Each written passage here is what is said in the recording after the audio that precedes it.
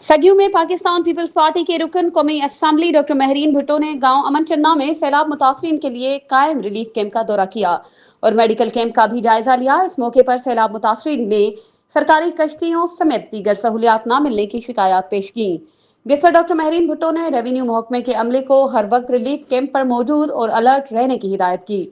Report के मुताबिक सगियों के करीब गांव अमन चन्ना के हिफाजती बंद पर असिस्टेंट कमिश्नर सुबोदेरो की हिदायत पर रेवेन्यू महकमे की जानिब से सैलाब मुतासरीन के लिए रिलीफ कैंप कायम किया गया। डॉक्टर महरीन भुट्टो ने इस कैंप का तफसीली दौरा किया और वहां मौजूद मेडिकल कैंप की सहूलियात का भी मुआयना किया। इस मौके पर मीडिया से गुफ्तगू करते हुए डॉक्टर महरीन भुट्टो ने कहा कि हम सैलाब में फंसे हुए लोगों को निकालने के लिए जिले इंतजामिया को हिदायत दे चुके हैं।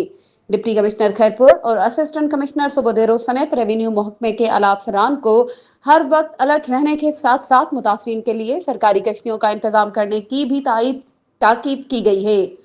उन्होंने कहा कि पाकिस्तान पीपल्स पार्टी हमेशा आवाम के साथ खड़ी रही है और मुश्किल की इस घड़ी में भी सैलाब मुतासरीन को तनहा नहीं छोड़ा जाएगा।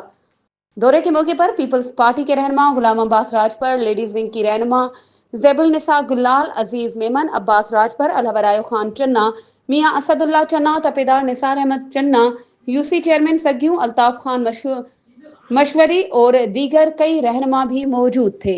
मज़ीद खबरों और अपडेट्स के लिए हमारे चैनल को सब्सक्राइब करें और बेल आइकन को प्रेस करना ना भूलें।